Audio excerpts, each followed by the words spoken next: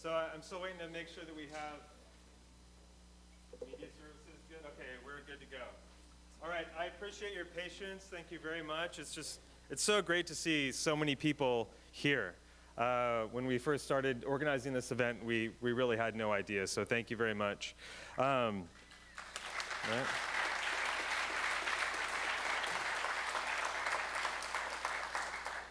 Yeah, and I just want to let you know, too, I mean, this would not be possible without all the hard work of the Sociology Circle here, which is our sociology club. So give a round of applause, but hold on a second. Let me name the people who were really responsible for this. We have, in our Sociology Circle, we have Meg, Erica, Tiana, Robert, Kenny, Marlene, Jennifer, Sabrina, Francine, and Julia, and they helped us set up and get everything going here today. So let's hear it for them.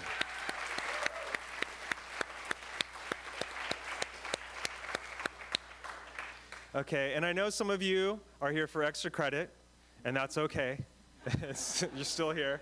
There's different ways of collecting information to prove that you were here. I do have some slips I can initial and give you at the very end of this presentation. There's also some sign-up sheets in the entranceway. You can sign up there. And I believe another class has a sign-up sheet over here, but just in general, you can speak to me, I can give you a slip, or you can sign that in the back.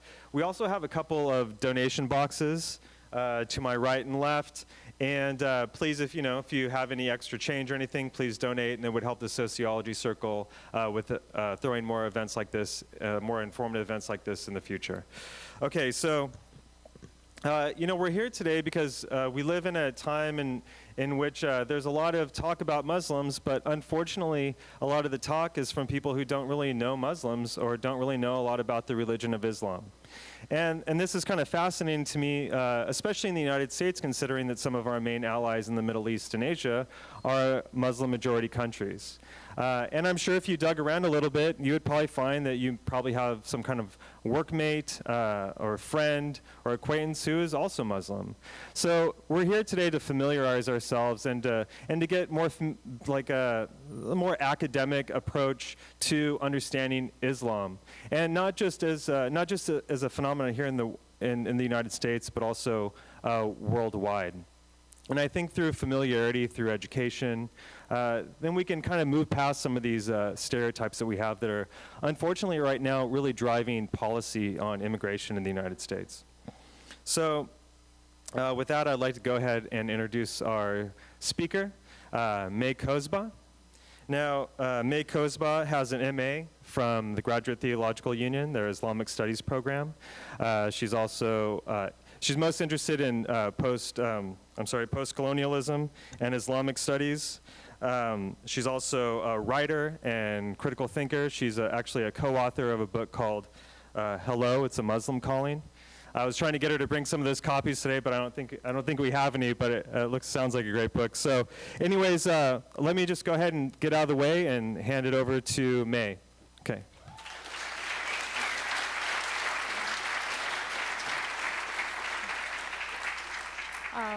Assalamu alaikum.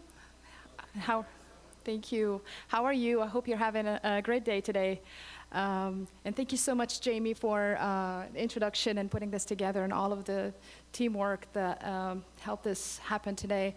And thank you for being interested in this, discussing this very important topic, I guess, looking at how sad events unfold every day.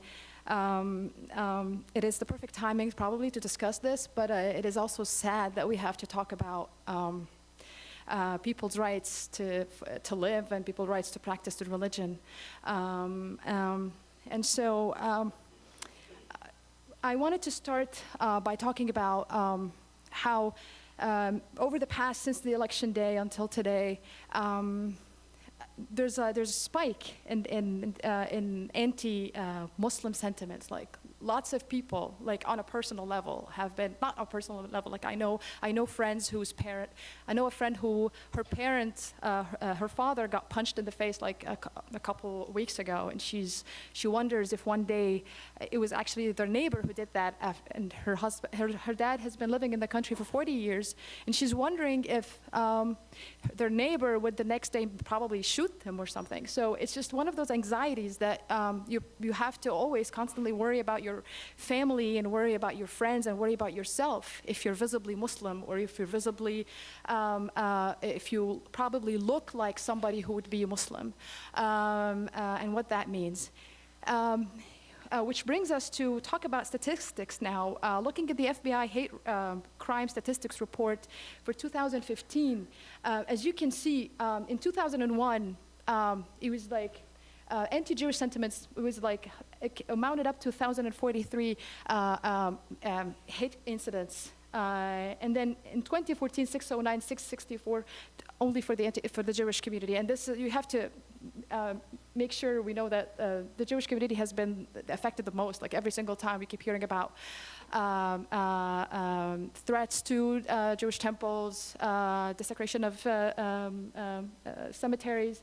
And then the anti-Muslim hate incidents, it was 481 in 2001, 154 in 2014, and then in 2015, it was up to 257.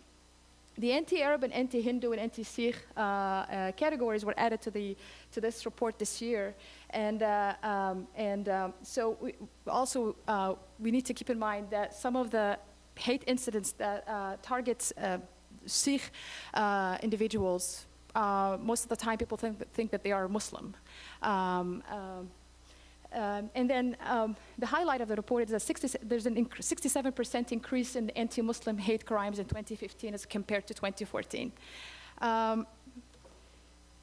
Now, according to the Southern Poverty Law Center, hate groups operating in America, in 2015, there were 192 operating groups. Now, in 2016, we were looking at 917 groups.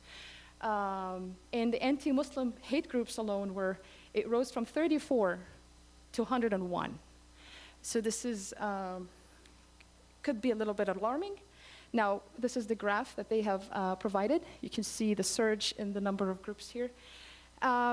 And not to mention the hate letters that that many mosques around the country have been receiving. This list above only highlights the Islamic centers and mosques in California alone. And so, even though this happens, and even though we keep reading about people who get shot or punched or threatened to leave the country because President Trump will deport them, we get deniers. We get people who who would actually say Islamophobia is not real. There's no such thing as Islamophobia. There's no hate crime. What are you talking about?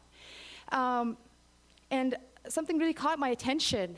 There was Islamophobia. That term was coined by Pamela Geller. She wrote on her website.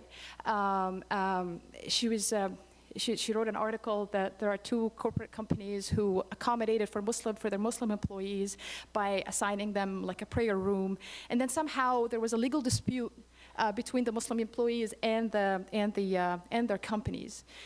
I think the Muslim employees filed a lawsuit, and her argument was basically, there's no ceiling to Muslims' demands. You give them a prayer room, they would keep asking for more, and this is why we should be worried, because this is the Islamization of America, and we need to stop this. She went on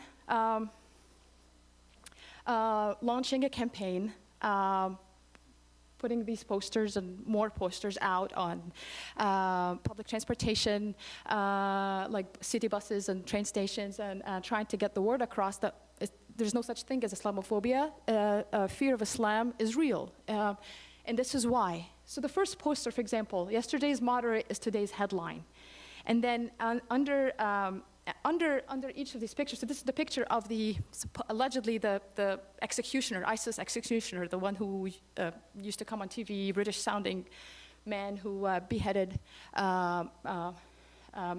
many people. And this is Jim Foley, the journalist who got beheaded. So there was an outrage because she was not supposed to use his picture. So this is one of the backlashes. But in addition to that, there are problems with the way she puts certain things, like the way she talks about, she mentions moderate. What is a moderate? And then and this is the picture of the rapper who was a jihadist, and then he became a devout by joining ISIS. So there's a lot of misinformation in the way she presents a person like that, who was a normal person, and then he became a Muslim. Now by being a Muslim, he becomes a jihadist, and then when you join a terrorist organization, you become a devout. So first of all, what is a moderate, and what is a jihadist, and what is a devout? So these are things that these things spread misinformation. And in addition to that, she also, the problem with that picture, and not just misusing his picture, but also making it seem like that ISIS targets are only Western. Well, let's not forget that most of the victims of ISIS have been in the Arab world, and Muslims, right? They're right across the Middle East.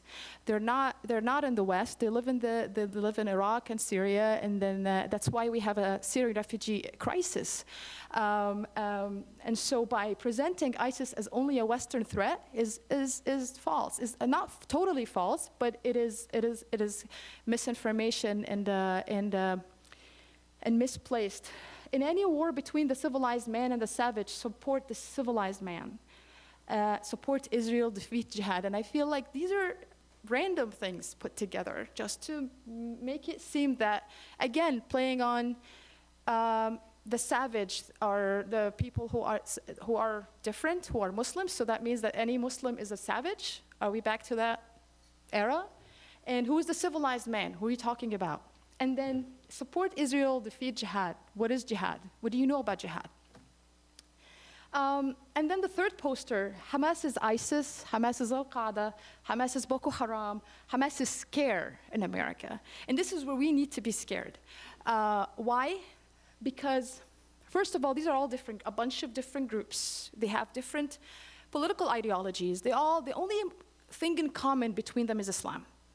But they all have different political grievances, they all have political ideologies, and it is really dangerous to conflate and confuse Islam with Islamism and terrorism. It is really a mistake, because if we're thinking that by doing so we're making ourselves safe, it doesn't, because now you're collapsing all of these differences into one thing, and you're looking, and there could be danger lying somewhere, but you're not aware of it just because you're intentionally turning a blind eye to it. And so the danger with also, my concern here is also CARE, because CARE is the council, this CARE is the Council of American Islamic Relations. This is the backbone of the Muslim community here in America. These are the people where if I or anybody got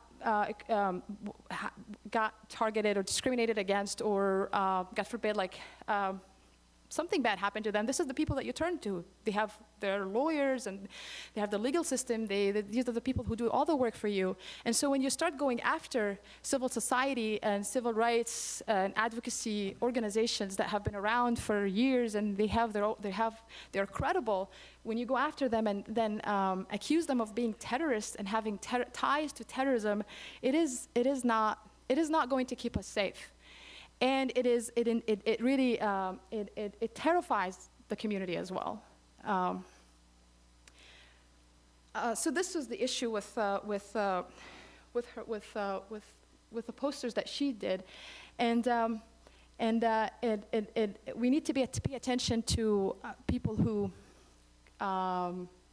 constantly trying to deny that there's a problem that we have that targets the Muslim community, and so what is Islamophobia then? If people are actually confused between if there's Islamophobia or not, Islamophobia is said to be fear of Muslims, hate of Muslims, rejection. It could be, so there are two categories of that. There's irrational fear and rational fear. The irrational fear, it feels more like, oh, I'm afraid of heights. You don't have a problem, right? It's not your problem. It's not the heights problem. It's just, you're afraid of heights. What are you going to do? You know, work on it or not. There's an option. It's optional for you. Or rational. Oh, there's a very good reason for you to hate Islam, and this is where our friend Michael Flynn comes in, when he says, fear of Islam is rational. Islam is a political ideology. Islam is a cancer, and it has metastasized, whatever that means. And the problem with this narrative, I mean, I believe in freedom of speech, but the problem with this narrative is that, first of all, it otherizes Muslims. Like now, you're looking at your Muslim brothers and sisters who are probably serving in the military, who are doctors and treating you as a patient, who are at the grocery store, who exist in every aspect of life, and you're communicating with them probably on a daily basis without maybe knowing that they are. It really strips them of their own identity. It strips them of their own dignity, and more importantly, it strips them of their any legal or constitutional coverage that they may have. By saying that Islam is not a religion, it really means that it's probably not protected by the Constitution anymore. And we need to really treat it as we did with communists or whoever we may differ with. And so, and so this is. And also it demonizes Muslims. And so now you have a very good reason to hate them. You have a very good reason to take things with your own hands, right? That's why we haven't heard anyone from the government speaking out against any of the crimes that have been taking place on a daily basis. Have we heard anybody who said stop? Cemeteries have been desecrated all the time. People get threatened all the time. People get hurt. And we don't hear anybody speaking up about it. So if we want to go back to the idea of is Islamophobia a new term? Is it something that we just overnight, that came up overnight, maybe after 9/11? Well, let's first find out that Islamophobia has been coined by a British organization. It's called the Runnymede Trust Foundation. In 1997, they made a report trying to figure out what was wrong, what's going on with the Muslim community in the UK. And it turns out that they had problems, which made them coin this term, Islamophobia, that we are working with today. And they defined it as the dread, hatred, and hostility towards Islam and Muslims perpetrated by a series of closed views that imply and attribute negative and derogatory stereotype and beliefs to Muslims. And it's also an outlook or worldview involving an unfounded dread and dislike of Muslims, which results in practices of exclusion and discrimination. Okay, that was in 1997. Okay, so it's still new. Our political scientist Eric Bleek said, Islamophobia is a new term for an old concept. This has been around for decades now. And the reason probably this came about was because like Ibrahim Kalin said, Islamophobia has long and deep historical roots. Its contemporary resurgence has been triggered by the significant influx of Muslims in the West in the late 20th century, the Iranian Revolution, hijackings, hostage-taking, and acts of terrorism in the 1980s and 1990s, attacks at the World Trade Center and Pentagon in 9/11, and subsequent terrorist attacks in Europe. So these are like maybe the things that the main highlights of that really maybe made Islamophobia come about. But then there is another side of that. There's historical roots to Islamophobia. And I hate to say it, but it really goes way back to maybe the Crusades. But this is not, but here, Hatem Bazian, he's a Palestinian-American professor at UC Berkeley. And he, in his article, Souls of Muslim Folk, he says, when the terms Islam and Muslim are used, they have to be understood within the confines of colonial epistemology. for the pre-colonial conception of both is no longer present. And whatever vestiges are located or discovered are experienced through the colonial cartography. And here's what he means by that. What happens with colonialism, it doesn't only deny you any agency, or it doesn't really mean that you have you're not allowed to govern, or you have no authority over your you have no authority or govern. I'm sorry, excuse me. I think, so the pre-colonial conception of both is no longer present. He means by that colonialism also strips you of your own identity. So, if you want to go back to what you were before, you can't even see that, because you're already seeing yourself through colonial eyes, colonialism. And in the coming slides, I will explain what that means. Because he says, if whatever vestiges are located or discovered or experienced through the colonial cartography, now you have to go through all the maps and all the lines and the borders that colonialism have drawn for you. What colonialism has done was to construct an external objectified Islam and Muslim, an ideal inferior and a static pre-modern other, through which the Eurocentric colonial modernization project can be rationalized in the Muslim world. And so, now you're dealing with the idea of Islam, that Islam is static. Islam is that, for example, Islam does not is a religion that doesn't grow. It has no progress. It doesn't allow reform, and so we are going to do that for them. This is part of the way that it's a part of the colonial legacy that I will explain as we go on. And here, let me introduce to you this person as an example of what we mean by not being able to go back to your original self. Now, this person is Lord Cromer. He was a colonial figure, one of the most important colonial figures in Egypt in 1908, 1910, and. He once described Muslims as, in his book, this is a very interesting book, one of the most hateful books I've ever read in my life. So this person described Muslims as war savages. So Muslims are not completely savages, because Muslims believe in one God, and he refers to that. So we're not completely savages because we believe in one God, but they are war savages because he believes that Islam was spread by the sword and all that stuff, and it is inherently violent. So Muslims are the semi-civilized according to his narrative. And then let me, in addition to this, let me read to you what other accounts by other Orientalists who share the same view with him. So. There's a French man named François René de Chateaubriand. Excuse me here, let me just pull up this.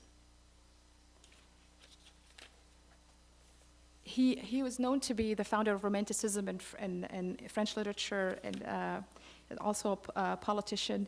He once wrote, "The Crusades were not only about the deliverance of the Holy Sepulchre, but more about knowing which would win on the earth. A cult that was civilization's enemy, systematically favorable to ignorance," this was Islam, "to despotism, to slavery, or a cult that had caused to reawaken in modern people the genius of a sage antiquity and had abolished base servitude." And in another paragraph, "Of liberty they know nothing, of propriety they have none. Force is their God. When they go for long periods without seeing conquerors who do heavenly justice, they have the air of soldiers without a leader, citizens without legislators, and a family without a father."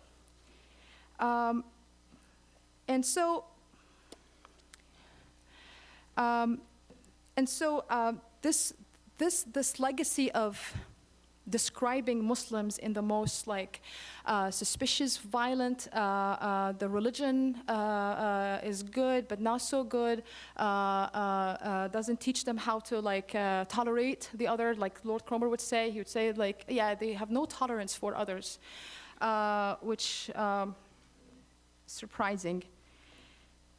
And then these people, what they were doing, they were trying to, through colonization, trying to do what we call the demarcation of Western Islam. The whole time we're trying to say, okay, they're not compatible. They don't live together. We have to reform that. We have to create something new out of it. And so the idea of a good Muslim, bad Muslim. So right now, what they think they do, they think they know Islam, they think they know people who come from those countries. The colonial epistemology and the power of knowledge was what empowered countries like England, for example, to colonize a country like Egypt. Through knowledge, they think that they can just take over just because, Egypt, yeah, it has a great civilization. But right now, it has been, it's static. It is not growing. It's not going anywhere. We know the history more than anyone. This is what we have been doing the whole time. And so, even though they're great, but they have been failing at self-governance. And this is why we need to go in and take over from them and teach them how to govern and teach them how to live in a country that has sovereignty. And the problem with that is that you deny people their agency, and then through colonialism, there's always this hierarchy of races. For example, Lord Cromer, what he wrote in his book. He had a pyramid, and on the top of the pyramid was the Englishman, and maybe the other Europeans like French people. And then he would say the Turks came under them. And then under them were other minority groups in Egypt at that time. There were the Greeks and the Armenians, and so they also followed. And then at the end of the pyramid, of course, the Coptic Egyptians and Egyptians, the Muslims, came at the end of the pyramid. And so this is another way of looking down at Muslims as they are at the bottom of the food chain. But what he thought was important, that colonialism was going to create the true semi-civilized breed that we are going to do. We're going to create a Europeanized Egyptian. An Egyptian who is not European, is not Western, but he is not Egyptian anymore. And this is what we mean by, okay, so when the European Egyptian generation emerges, they're not going to be able to know their heritage. There's no way to going back. For example, right now, looking at a country like Egypt, where I come from, Egypt has been conquered by so many people, right? So many communities came and left, and right now, when you think if you want to go back to your original self, is it ancient Egyptian? What, do I have to write hieroglyphics now and dress like a pharaoh? Is that my original? It's hard to see right now what is original when you've been conquered by so many people, by so many cultures and civilizations. So your own civilization kind of get washed away in that. And so this is why colonialism is a problem as well. And the target is to create a new identity to you, like the Europeanized Egyptian Lord Cromer talked about. And this is another way of de-Islamization. He actually says de-Muslimization, that you become less Muslim. We don't want you to be a traditionalist. We don't want you to be someone who follows your textbook very well. We want you to be reformed. We want you to be secularized. Because when you become that person, you become less threatening, because your religion is threatening. And so, moving on to America. So, this is a legacy that has been going on for a while now. And one of the most important books that I have read was this book. It's A History of Islam in America. It's by Kambiz Ghanea Basiri. It talks about the transatlantic slave trade. And this was illuminating for me. When the African individuals were enslaved and brought over here, many of them were Muslim. And the Muslim individuals were literate. They knew how to write and read. And that was, for their masters, was an exceptional skill. And so what happens with that, what happened, they became special, so that we can work with them. These people became semi-civilized, the ones who believe in one God, and they're able to read and write. So they can run our business overseas, and they can also be converted to Christianity, and that's what happened. So they, and this is a process that Ghanay Basiri talks about when he says by doing that they become de-Islamicized. There's a process that's called Islamicization and denigrification, which means denigrification, you become dissociated with any stereotypes with blackness. And de-Islamicization is the same thing. It's this dissociation with any stereotypes of Islam. So now you can escape discrimination. You can escape.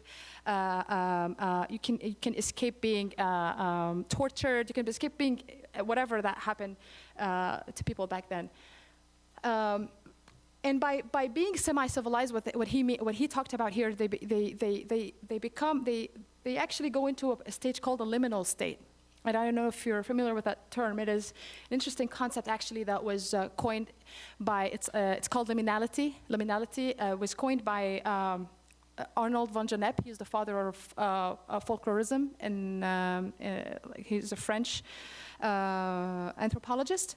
And he was talking about, he coined this term to study the rituals and how they, the ceremonies of it in African culture, like how a soul can goes through three stages, like goes through a separation stage, and then goes through a liminal stage, like an in-between stage, and then graduates into like a third permanent stage. But then different scholars really expanded on that. And Ghanay Basiri was the one who gave it a racial. He gave it like a racial component of it, like the liminality of races in the African American case, where he said the African Muslim becomes they're stripped of their own skin color, like any stereotypes of their skin color. They become denigrified, and they become Islamicized. They have to leave their own religion, and then they become this liminal thing, the thing in between, like Europeanized Egyptian. He becomes something in between. They're not the same. They're not the same. But this is the idea of becoming this new identity. You're not who you are anymore. You are our little thing that we can take advantage of, or we can work with. And they're not similar because we're talking about two different places and two different ideas of colonialism, but the methodologies are almost in line. And so this is another way of de-Islamization. This is another way of de-Islamizing Muslims. And surprisingly, it has been going on now for a while now. We're looking at different methodologies, like looking at the RAND report. And this is a very interesting organization. The RAND Corporation has actually, they issued a report where they trying to come up with, they're trying to create a network of Muslims who are liberals, like liberal Muslims, and liberal and secular Muslims. Modernists, reformists, and then they define traditionalist Muslims as more dangerous than terrorists. A traditionalist Muslim, in their perspective, are the ones who practice the religion on a daily basis. Like if you pray and fast and you like trying to be like an observant Muslim, you are more dangerous, probably most likely more dangerous than a terrorist, because you're true to your text. And so we're not going to work with these people. We want to work with other people who are less connected to their faith. And there is an interesting woman, actually, who her name is Cheryl Bernard. She's a political scientist, and also one of the authors of that report, and she wrote an interesting article.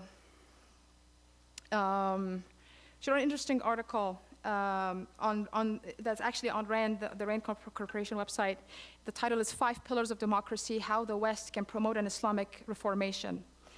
And she thinks that there are 4 ideological positions in the Muslim world today. There are fundamentalists, there are traditionalists, modernists, and secularists. So the traditionalists she classifies into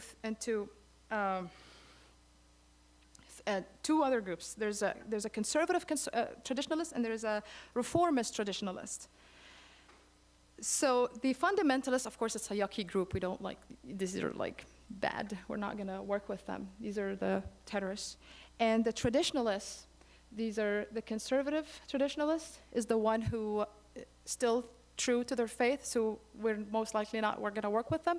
But who really need to work with is the reformist, people who want to challenge their text, people who want to treat their textbook as a history book, and modernist. I think they overlap, and the secularists. All these groups overlap. She actually says that they overlap in the way they in their worldviews and the way they take the religion, how serious they take the religion.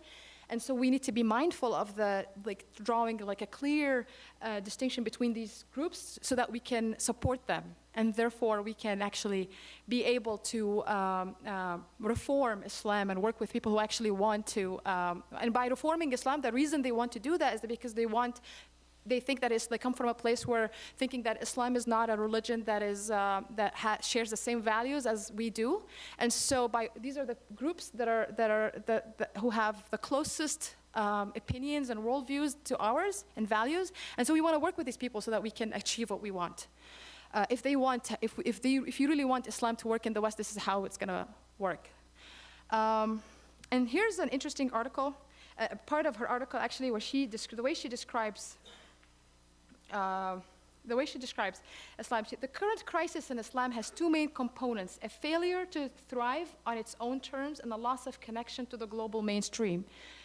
The Islamic world has been marked by a long period of backwardness and comparative powerlessness.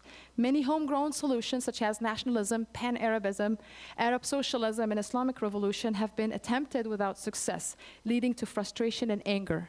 Meanwhile, the Islamic world has both fallen out of step with contemporary global culture and moved increasingly to the margins of the global economy, creating an uncomfortable situation for both sides. And so right now she's saying that, you know what, people have tried. They have tried to do the best with their own religion, but it's just not going to work. It's not working. So many changes they have been trying to do, they're trying to play with, but it's not working for them or us. It's still a religion that is not capable of to work in a secular world and to work in a pluralized world. And so that's why she said Muslims disagree on what to do about the crisis, what has caused it, and what their societies ultimately should look like for the West. The question is which ideology or ideologies to support, with what methods, and with what concrete, realistic goals in mind. And so right there, she is denying Muslims any agency. She is basically saying they're not interested in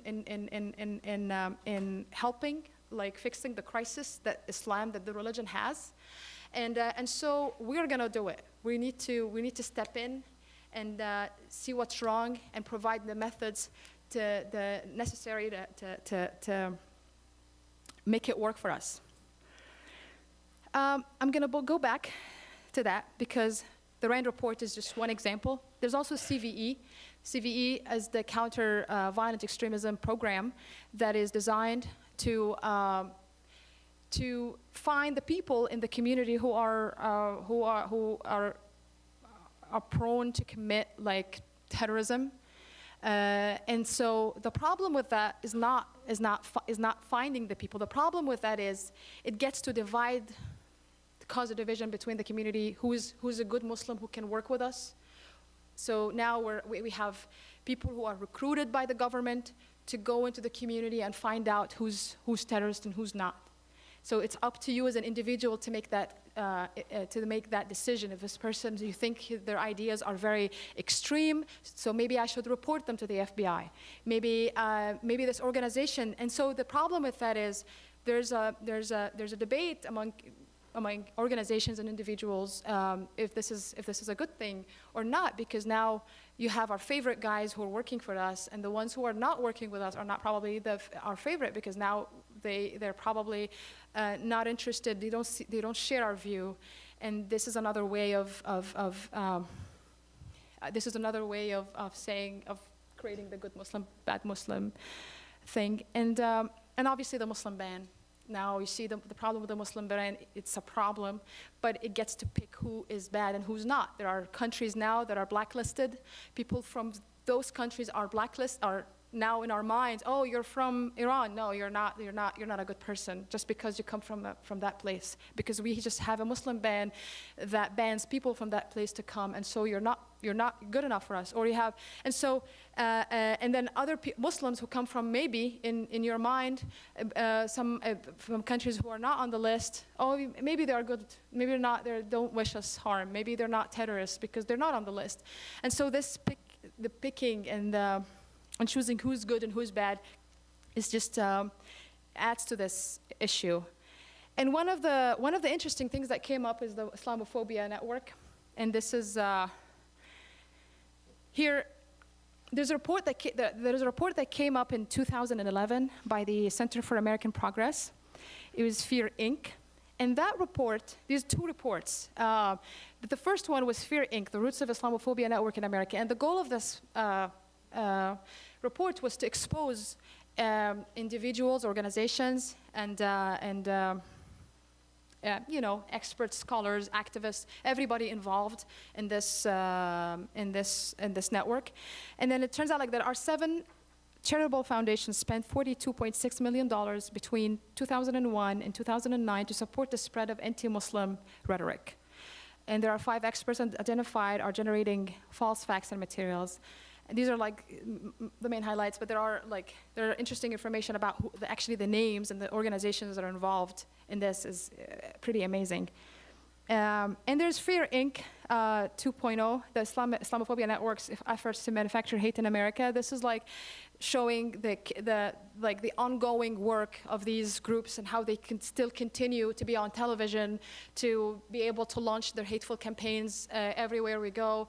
You hear them on Fox News. If you see them on social media, still speaking and still being able to spread the hate. And so this is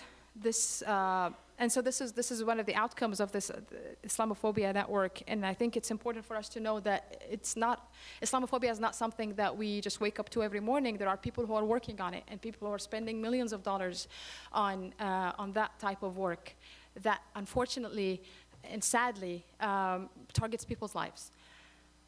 And so I thought it would be interesting to talk about the manifestations of Islamophobia. There are 2 types. There's latent and manifest Islamophobia. Latent, something that some things that we've internalized,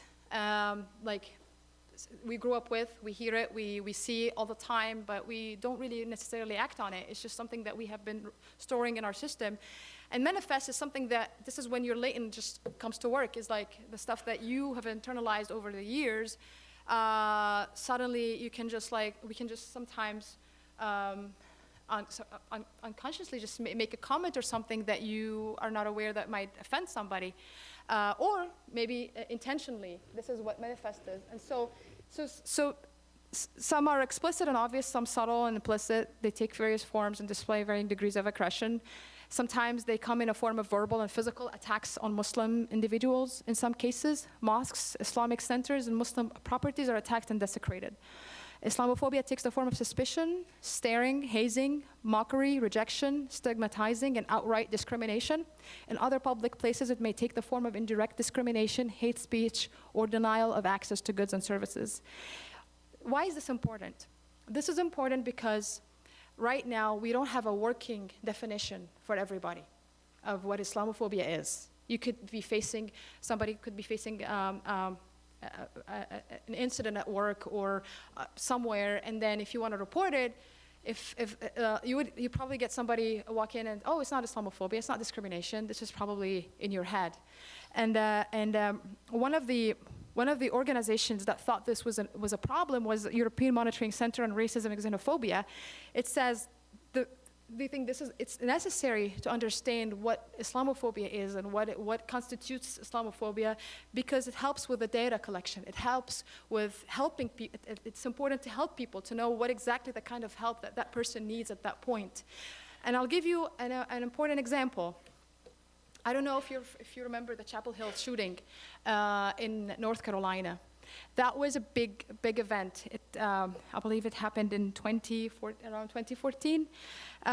So these are 3 kids, college kids. It's Dea. He was a dentist. He's 23 years old, and this is his wife, Yusr, and then her sister, Razan. They were all at home. They were all students at the UNC. Actually, Yusr was in her senior year, and then and Razan was in her freshman year. She was 19 years old. When their neighbor knocked on the door, they opened up, and then bang, shooting them in the head, each one execution style.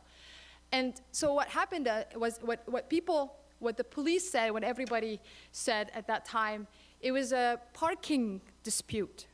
This guy, they've been having this dispute has been running for a long time, and this is just his anger. And when their family tried to say in the beginning that this is a hate crime, the media, the police were saying, please don't jump into conclusions. This is not hate. We're still investigating. It's not a hate crime. And there's a lot of injustice in that situation, because when a violent attack happens, and then you always wish it's not a Muslim. Like, if you're a Muslim, you're always hoping, oh, I hope it's not I hope this person is not a Muslim.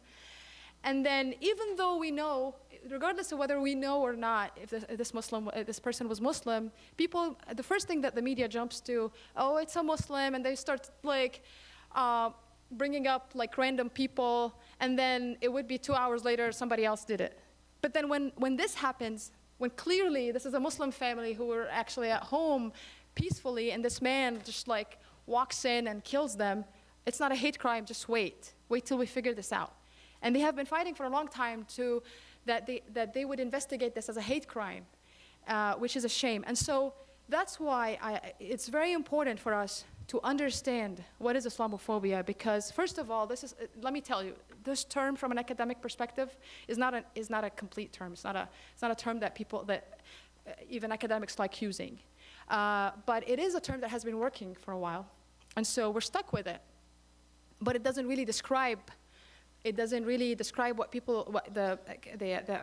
pain that people go through, and also we get people who have different ideas about Muslims are constantly denying what it means to be Islamophobic. So we have to maybe understand that there's contention here. And what I would like to say lastly, we as Americans have a responsibility on always producing a positive example. And I'll give you a personal story about what a positive example. Remember Terry Jones and the Quran burning event? I think it was in 2011, maybe? I was in Egypt at that time. I maybe had visited the country once in my life, and I was here for 2 months. I don't have really a clear impression of what to make of this place. I only know America through the movies and the culture and the people that I worked with back home. But you only know the place when you live in it. So I didn't have that experience yet. And so when the Quran burning campaign started by Pastor Terry Jones, I saw on social media an outpouring of support from Americans who were posting pictures like, oh, this doesn't represent America, these are not our values, this guy is crazy, don't listen to him. Let me tell you, at that moment, I didn't care if he's going to burn the Quran, because really it's symbolic. I don't care if he burns the Quran. It's not like no one will be able to read the text anymore. It's only a symbolic thing, but it's hateful and it's medieval, and it's not good. But what really made a difference to me as a person who was not American at the time was to see how amazing that the people are pushing back, not just by showing that this is not the value. Actually, the campaign stopped. He ended up not burning the Quran anymore, and this is how effective the movement was. And this is a positive example that can transcend and go beyond, like, can cross oceans and goes thousands of miles just to show how people in solidarity are working.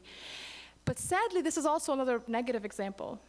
This man is Anders Breivik. He's a Norwegian nationalist. He did a terrible thing in 2011. He planted a bomb in an Oslo government building, killed 8 people, and then a few hours later he went on a shooting spree, killing like this number of young people. And he also, in his this man, he has like a very anti-Muslim like views. Like he wants to cleanse Europe of Muslims. He wants to preserve the European culture. And he did the Nazi salute was actually in court. And when they looked into his manifesto, they found American sources from Robert Spencer, from Pamela Geller, David Horowitz, and this is what I mean by bad example. And the thing is, going back, they belong to the Islamophobia network. These people are actually major players in the Islamophobia network. And so everything has roots now. We can probably connect the dots. So I think we need to work together on how to this is what maybe if you want to help with Islamophobia, if you want to help counter Islamophobia, maybe we need to figure out ways to produce good examples to counter this. And I don't know if we still have time. How are we doing with time? To take questions. Okay, so I'm not gonna play the video then. So there's a video that I wanted to play for a female, a Muslim activist. She's a Sudanese Australian engineer, and she did an amazing. She gave a talk at TEDx, and I just wanted to play that too, but I guess we don't have time, but I'm happy to maybe send that to Jamie at some point, and he can share it with everybody if you're interested. I think it's good to watch it. So I guess we're now time to take questions. Yeah, so just make sure, and I don't think we got another mic set up, so if you can, just please project as much as possible, and then if you can, when you answer the question, can you repeat it somewhat? Okay, so I'll start over here. Go ahead, the woman in red.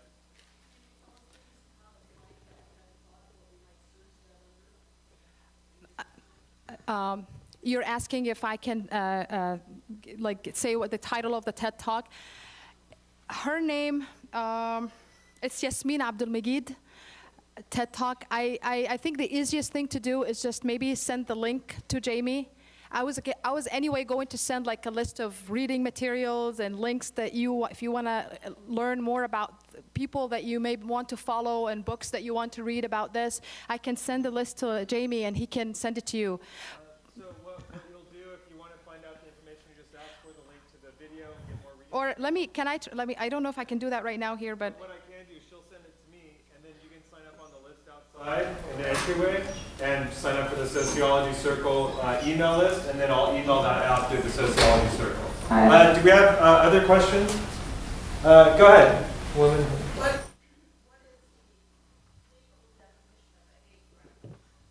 The legal definition of a hate crime. I don't have that on me right now, but according to I can look it up on the FBI hate report. I think when you commit a crime that targets people based on their religion or ethnicity, this is a hate crime. It's coming from a place of prejudice and bias towards them. Especially, I'll give you an example of that. I remember there was a crime by a woman in I think a few years ago. She pushed a man onto the subway tracks. He was an Indian man. And then when she got caught, she said, I did that because I hate Muslims and Indians. He was an Indian man. He was a Hindu. He was not even Muslim. And she said, I hate Indians and I hate Muslims since 9/11. And since that day, I've been beating them up. And that's why I did it. So I think that's a clear, and most of the people who actually have committed, like this person and other people, it's not like when they stand in court, they deny it. They say, I want my country to be clear of Muslims. I don't want Muslims to turn to Islamify my country. And so, if that's a word. So yeah, most of the people say that. So I think that works as a definition, maybe. But you can look it up on the FBI hate report. I'm sorry, I don't have that on me right now.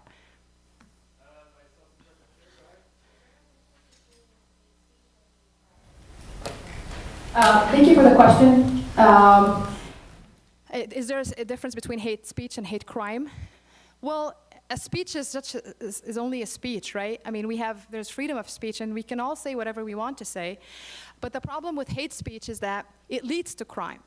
Even though, like, you can be sitting at the podium or on TV saying all these things about people that you don't like for whatever reason, but then there are people who are listening, and they're listening in different ways. That's why I know that maybe Pamela Geller, or they're not really. I don't think they want people to go commit crimes, but there are people on the other end of the spectrum who are listening, and they have already very strong positions from those people, and now they feel like they are now allowed or permitted to act on these feelings, especially that no one right now is taking a position against, say, no, don't do that. It's not who we are. It's not what America is.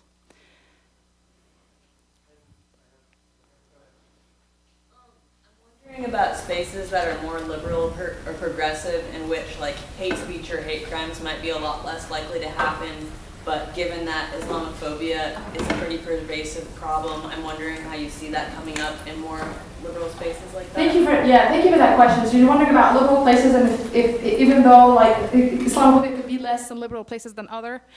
Well, this is an interesting question because the only thing I could think of is listening to Hillary Clinton and President Obama when they every single time they give a speech and talk about Muslims, they would say Muslims they are partners, blah blah blah, and then the reason we have to support Muslims is because they are at the front line of fighting terrorism, and I'm like, I am at the front line of fighting ISIS. Really, I'm as scared as you are. I don't know if I'm at the front line fighting anything. And so it is really, I think this is, it really, you lose me. Every single time they say that, they lose me. I'm like, really?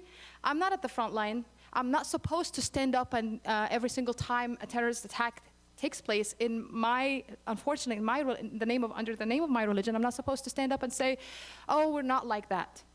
But the problem is the political the talk, like every single time Islam, there's always this tying. American Muslims, even the ones who are fighting in the military are at the front. Yeah, they are at the front. These are the ones that are at the front line. But I am not, as a civilian, at the front line. And it is really a mistake to make those. And so, yeah, and in liberal places, you get those problems too. And so that's why I'm really grateful for today, and I hope I was able to shed some light on some aspects of the problem, and maybe we need to have an ongoing conversation from different people who can bring different aspects to it, so that we can have this conversation going on and educate ourselves on how to address those issues. Thank you for the question. One more question, and then we'll have an announcement really quick after the question is answered. So go ahead. Why do people confuse jihad with Islam? We people, what do you mean by we people? First. Why do people... Why do people confuse jihad? Yeah, thank you for the question. So, I'm sorry I misheard you the first time. I don't know.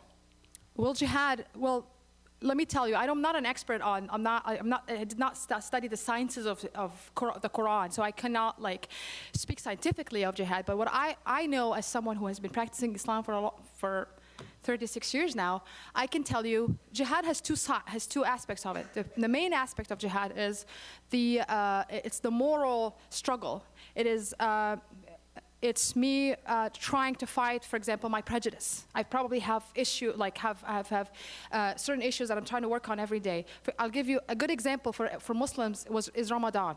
Ramadan is like a 30-day, is a month. It's called a holy month where people, Muslims fast for 30 days from sunrise to sunset. It's like it could go on for 15 hours, 20 hours, depending on where you are. And then during this time, you're supposed to you're not supposed to eat or drink. You're not supposed to gossip. You're not supposed to be. You're supposed to go to work and do your best at work. You're supposed to fight your desires, whatever they are, and so. The jihad is you're constantly trying to better yourself. You're constantly trying to fight the issues that you have or the desires that you like, for example, anger. You're not supposed to be angry. And so I think the lesson is these things have to carry on your whole life. And the other aspect of jihad is self-defense when it's at times of war. And so I don't know. I don't have the scientific definition of that, but Islam is a religion of that also promotes for self-defense. Like if somebody wages a war against you, you're supposed to fight back. I don't know why people associate they always conflate Islam, but they seem to conflate Islam with everything. Right? Islam, they are not able to differentiate between Islam and Islamism and terrorism. They cannot differentiate between what is Muslim and what is a Hindu and what is a Sikh. These are things that are people, if they want to learn, they would learn. But I'm sorry, I don't have I don't know if I answered the question, but it is a question that we keep asking, right? Why are they associated together? Or like jihad is something that is meant to always describe Islam in a violent way. Thank you.